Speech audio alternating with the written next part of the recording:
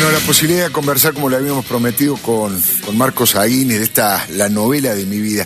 Hay algo que después de leerlo me quedó grabado, en realidad la pregunta me quedó grabado. De todo lo que ha pasado en la Argentina según tu mirada, de lo que has vivido en la Argentina, ¿cuál ha sido el momento más terrible, más triste, más doloroso que vos has podido observar como argentino? Fue la última dictadura. Fue la última dictadura. Por supuesto, yo me acuerdo muy bien de lo que fue la dictadura de Onganía. Claro, pero eso fue claro, ni comparar. Y la noche de los lápices y todo lo que pasó en ese momento. Pero mucho más terrible fue lo que pasó después, cuando empezó a hacerse evidente los desaparecidos y los vuelos de la muerte. Yo estaba en Estados Unidos y ahí me contaban, están tirando gente al río desde los helicópteros. Digo, ¿qué? Claro. ¿Cómo puede ser eso? Y ahí me enteré. O sea que había trascendido al exterior cosas que pasaban aquí y que aquí no se mencionaban. Y muchos argentinos, tenemos que recordarlo, decían, por algo debe ser cuando desaparecía alguien, ¿no? Claro. Es decir, que la sociedad argentina tiene sus aspectos bastante criticables y que debe hacer una suerte de revisión y de aprender del pasado, aprender de la historia. Ahora, Marcos, haciendo excepción de la dictadura, políticamente, ¿cuál fue el peor gobierno que hemos tenido? ¿Vos crees que es la última era de los Kirchner? ¿O crees que, no sé, Menem? ¿O cuál te parece? De la Rúa. Bueno, mira, el otro día le pregunté a un muchacho justicialista quién ha sido el ministro de Bienestar Social del hombre tan progresista que fue Cámpora. Y no supo decirme. Sí, José López Rega. Fue José López Rega. Claro, claro. Entonces, ese hombre de progresista, de izquierda, ejemplar, cuyo nombre ahora es el emblema de un montón de jóvenes, tenía como ministro de Bienestar Social a López Rega, que era el que dirigía las 3A, asesinas. Es decir, que era un momento muy feo, un momento hipócrita, pero que estaba ya señalándonos el camino a donde iba nuestro país. Es decir, estamos caminando hacia el infierno, que fue la década del 70 y lo que, bueno, hasta el 80, ¿no? Y estos últimos años de la Argentina, usted fue siempre muy crítico, Marcos, y ha sido además muy criticado, muy cuestionado y muy atacado.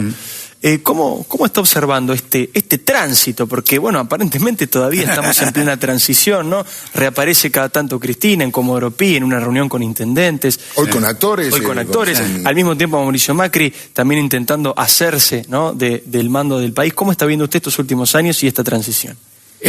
Apelando a una palabra teológica, diría que estamos en el purgatorio. Hemos salido del infierno y estamos en el purgatorio. Si llegaremos al paraíso, bueno, eso será mérito de la sociedad, si puede ser. Yo diría que la Argentina está viviendo una situación milagrosa, porque por muy poco diferencia de votos se produjo un cambio de clima. Y la Argentina, en poco más de 100 días, protagonizó una gesta increíble, dio un campanazo, y la opinión mundial que se tenía sobre la Argentina, muy descalificadora, comenzó a hacer una opinión a favor de la Argentina, donde hay mucha esperanza, mucha expectativa y mucho deseo de que nos vaya bien y que seamos prácticamente, como dije el otro día en un reportaje, la nave insignia de todo el continente, que oriente al continente, porque la Argentina lo fue. A principios del siglo XX, Argentina era el país más importante de toda América Latina, desde México hasta el Polo Sur, era la Argentina, y lo puede volver a hacer. De manera que en este momento estamos viviendo una oportunidad única. Y yo quiero transmitir lo siguiente. Debemos observar que el pueblo argentino, que está pasando por momentos difíciles, y estos 2 meses, abril y mayo, serán más difíciles todavía, es un pueblo que vive el sacrificio de una manera admirable, porque no veo grandes manifestaciones, grandes protestas, excepto los núcleos fanáticos que quieren sacar dividendos políticos. Pero el pueblo argentino se la está aguantando, porque tiene esperanza de que esto vaya mejor. Y yo creo que tanto ustedes, yo y los que nos escuchan, tenemos la obligación de acompañar al pueblo argentino y no hacerle perder la esperanza y que siga apostando a este cambio que se ha dado. Acá no estamos defendiendo un gobierno, estamos defendiendo a la oportunidad que se ha presentado de nuevo en la Argentina para ir adelante y crecer en serio. Y si esta oportunidad la llegamos a malograr, va a ser muy difícil que tengamos otra.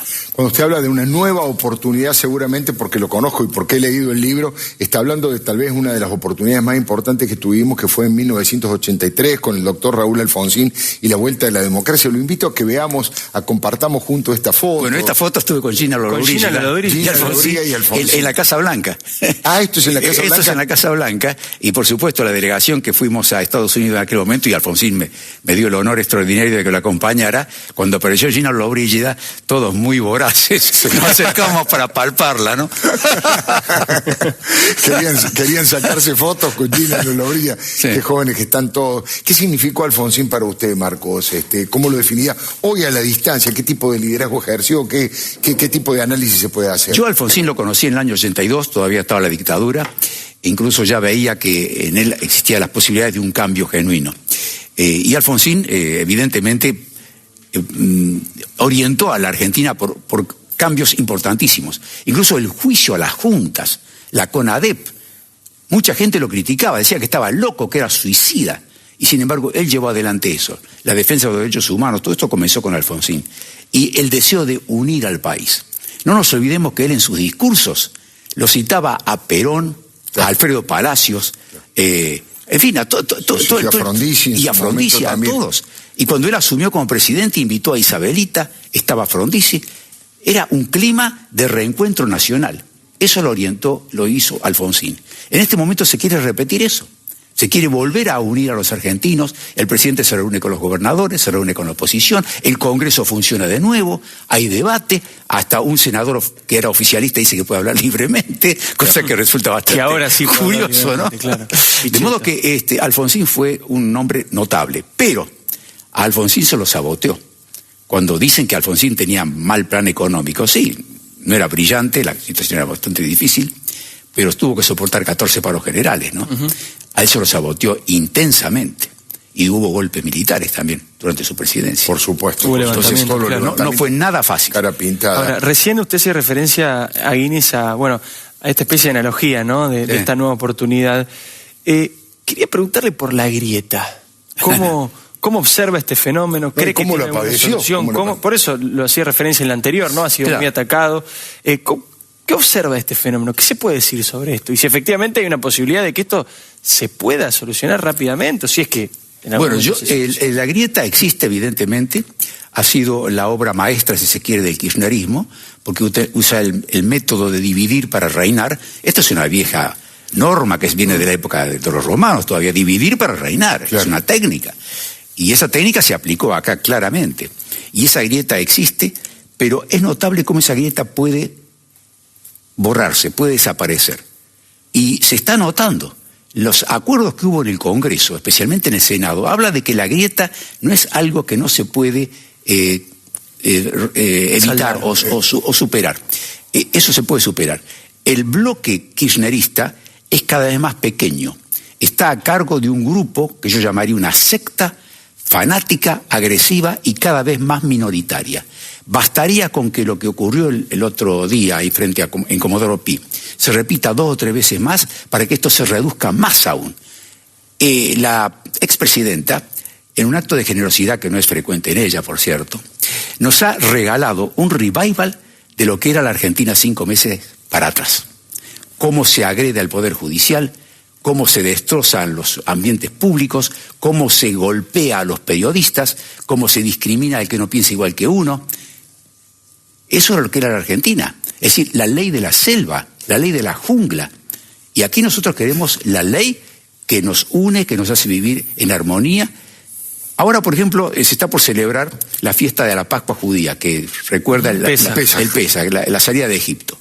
Es un ejemplo muy antiguo, pero muy importante.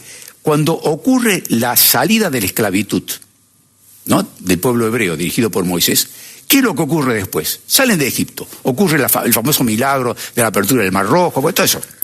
¿Qué ocurre después? Van al monte Sinaí, las tablas de la ley, inmediatamente. La libertad sin ley no funciona. Ese es un ejemplo que tenemos que recordar. Y aquí creíamos nosotros que sin ley se puede funcionar. No se funciona. La libertad que todos deseamos, para que exista, tiene que estar ajustada por la ley. Entonces se le disfruta de verdad. Usted recién hablaba de la grieta que, desde el punto de vista político y en el Congreso, parece que se va achicando, se va cerrando. Sí. Pero le pregunto desde el punto de vista de la literatura, del intelectual, del mundo cultural, porque le quiero que veamos otra foto impresionante que usted tiene con alguien que ha generado una gran grieta. Bueno, aquí hay una cosa muy paradójica. A ver. Yo le estoy autografiando un libro a Vargas Llosa. A Mario Vargas Llosa. Cuando lo visitó. Nada Él me pidió un premio Nobel. Autografíame este libro. Bueno, la presencia de Vargas Llosa otro en su hombre momento que ha quedado dentro de la grieta. ¿Te acordás lo que fue la grieta? Generó algo tremendo. Él era premio Nobel, ya y no se le dejó hablar en la Biblioteca Premio Nacional. Nobel, el único latinoamericano en aquel momento. No, ya había era el otros. único Censurado en la Feria del Libro. Censurado, exactamente, y además encabezado el movimiento por quien era el director de la Biblioteca Nacional en ese momento, que era Horacio González. Sí. Pero, digamos, la relación con Vargas Llosa en cuanto al pensamiento, ¿usted se siente identificado? ¿Usted cree que es un hombre vinculado al liberalismo, a la libertad económica y a la libertad política, o tiene por allí alguna diferencia en ese sentido, Marcos? Yo creo que la amistad que tengo con Vargas Llosa está dada especialmente porque compartimos valores, no tanto ideologías. Claro. Los dos compartimos valores desde muy jóvenes, y por eso los dos desde muy jóvenes éramos de izquierda, y de la izquierda marxista, los dos. Claro. Y Usted los sabe dos- que hay muchos del otro lado que se están desmayando, ¿no? Cuando usted dice eso. Bueno, sí. Muchos que no lo quieren a usted o a Vargas Llosa. Y yo apoyé la que no han revolución. leído nada. Que no han de leído ninguno de nada los y no dos, saben nada. Y se Apoyó acaban de la- enterar de esto, ¿no? Y que ni siquiera saben marxismo, ¿no? Bueno, apoyó la Revolución Cubana, igual que la mayoría de los Yo intelectuales la apoyé también, latinoamericanos, claro. como todos.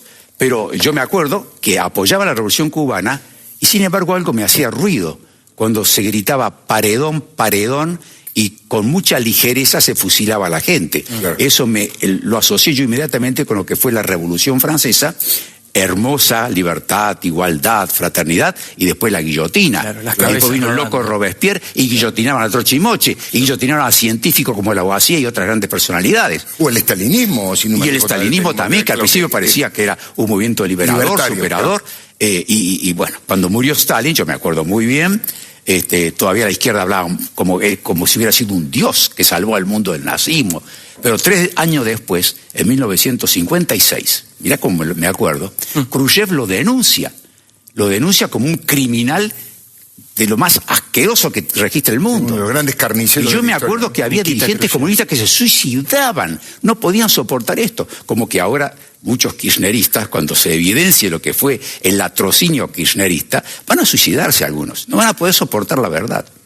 Es tremendo, y sobre todo que yo no creo, no sé si es su opinión, pero yo creo que ha sido a esta altura, con todo lo que se sabe en los últimos tiempos y con todo lo que va apareciendo en la justicia, sacando las dictaduras militares, creo que no ha habido gobierno más corrupto en la historia argentina como el gobierno de los Kirchner, ¿no? Fue un gobierno que tenía una ingeniería para el saqueo.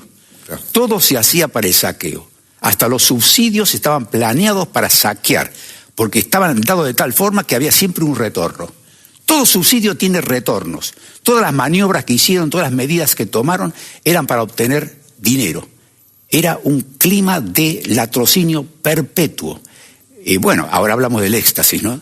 ¿Recuerdan ustedes qué exclamación le salió a Néstor Kirchner cuando abrazó una caja fuerte? Éxtasis. Gritó éxtasis. Es verdad, Exactamente, es cierto. exactamente. Es interesante lo que plantea Marcos Aguinis. Recuerdo que lo planteaba Martín Lustó en la campaña en la ciudad. Fíjate qué paradoja, ahora embajador de este gobierno. Pero Martín Lustó justamente decía que la gran perversión de la década kirchnerista, de los 12 años en realidad, porque Sí. decimos décadas, pero fueron 12 años, 12 años. Kirchnerista, era que justamente la corrupción pasó a ser el fin. No es que se hacía una obra y se robaba en el medio.